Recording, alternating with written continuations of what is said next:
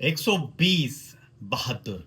इस फिल्म का भी टीजर आया और टीजर के आते ही फिल्म विवादों में चली गई है। विवाद की जो जड़ है, जो वजह है, वो है अहीर समुदाय यानी कि यादव समुदाय, जो कि ये चाहता है कि अभी जो टीजर आया है इसमें अहीर जाति के जो सैनिक हैं उनका जो बलिदान है, उनकी जो सम्मान है, उनको जो न्याय मिलना चाहिए फिल्म में, वो नहीं मिल रहा है।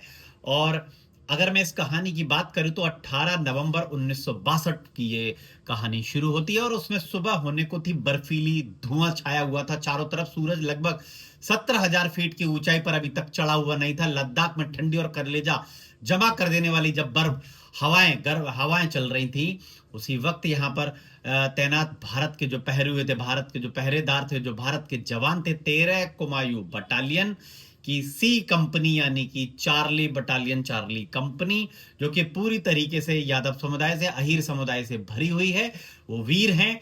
और उसके बाद ही चुशुल सेक्टर में के जवानों में ने देखा कि सामने से यानी कि चीन की तरफ से कुछ हलचल होना शुरू हो गई है। तो बटालियन के जवानों ने देखा कि उनकी तरफ रोशनी के कुछ गोले चलते हुए से आ रहे हैं। जब उन्होंने ये देखा तो उनको जो नेतृत्व कर रहे थे मेजर शैतान सिंह, उन्होंने तुरंत गोली चलाने का आदेश दे दिया। और गोली चलाने के आदेश के बाद थोड़ी ही देर के बाद उनको ये पता चला कि ये रोशनी के गोले असल में लालटेन हैं।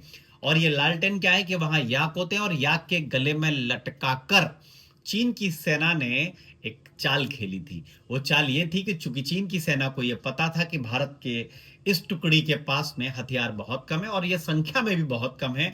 उस समय हथियार जो फौजी ये सेना थी, ये टुकड़ी थी, इसके पास मात्र 600 राउंड गोलियां थी, 9 लाइट मशीन गन थी, 3 2 इंची की मोटरार थी और 13 इंची मोटरार बंदूकें भी ऐसी थी जो एक बार में एक ही फायर कर सकती थी। और दूसरे वर्ल्ड वॉर में इन सबको बेकार घोषित कर दिया गया था। इतने हथियारों के साथ रेजंगला यानी कि रेजंग पास को बचाना और इसके अलावा इन सैनिकों को इतनी हाइट पर लड़ने का, इस बर्फीली ठंडीली हवाओं में रहने का किसी प्रकार का कोई भी अनुभव नहीं था। 13 कुमायूं की इस बटालियन को सीधे कश्मीर से चुशुल में भेजा गया था ताकि वहां मौजूद एकमात्र इस पट्टी को बचाया जा सके। और कहानी यानी कि जो फिल्म है ये 172, इसका टीजर को देख के इतना अंदाजा नहीं लगाया जा सकता कि अभी इस 2 या 2.5 घंटे की फिल्म में क्या क्या होगा। लेकिन एक बात तो है कि दुनिया की बहुत सारी लड़ाइयों में से एक साहसिक लड़ाई, बहुत बड़ी एक साहसिक ये लड़ाई थी।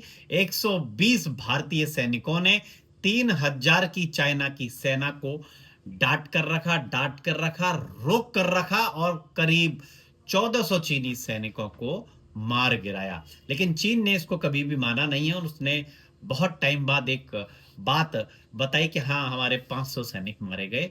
तो चार्ली कंपनी, जो कि अहीर सैनिकों से, यादव समुदाय से भरी पड़ी थी, उसकी बहादुरी की ये फिल्म बात कहती है। तो सिर्फ टीजर से हम, जैसा कि मैंने पहले भी कहा, अंदाजा नहीं लगा सकते। फिल्म का आने का इंतजार करना चाहिए जो नवंबर में आ रही है। और फिल्म में अगर ऐसा कुछ होता है कि उन अहीर सैनिकों को, अहीर समुदाय, यादव समुदाय के सैनिकों को उचित सम्मान, मान सम्मान या न्याय नहीं मिलता है, तो ये लड़ाई मैं क्या, सब लोग लड़ेंगे, पूरा देश आप हमारे इस समाज के साथ में लड़ेगा और उसको लड़ना चाहिए। क्योंकि फौजी की या सैनिक की कोई जाति, कोई बरादरी नहीं होती। उसका तो सब कुछ ये मातृभूमि, ये मिट्टी होती है देश की, जिसके लिए वो शहीद होता है, बलिदान होता है। और मैं एक बात और ऐड कर देना चाहता हूं कि एक गाना बना था कि ए मेरे वतन के लोगों, जरा याद करो कुर्बानी, जो शहीद हुए हैं उनकी जरा याद करो कुर्बानी। तो ये गाना उसके बाद ही बना था।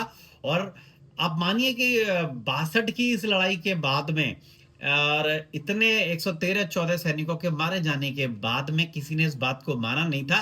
कुछ 2-3 लोग उसमें से बचकर आ गए थे, जिनमें से एक उस समय के रेडियो ऑपरेटर यानी कि कैप्टन रामचंद्र यादव जी थे, जिन्होंने इस कहानी को लिखवाया है। इस कहानी को बोलते बोलते, लिखते लिखते बताते हैं कि फिल्म मेकर जो एक्सेल एंटरटेनमेंट है उसके जो लोग हैं, कहानी जो लिख रहे थे, वो 4 से 5 बार रोए इस कहानी को सुनते हुए।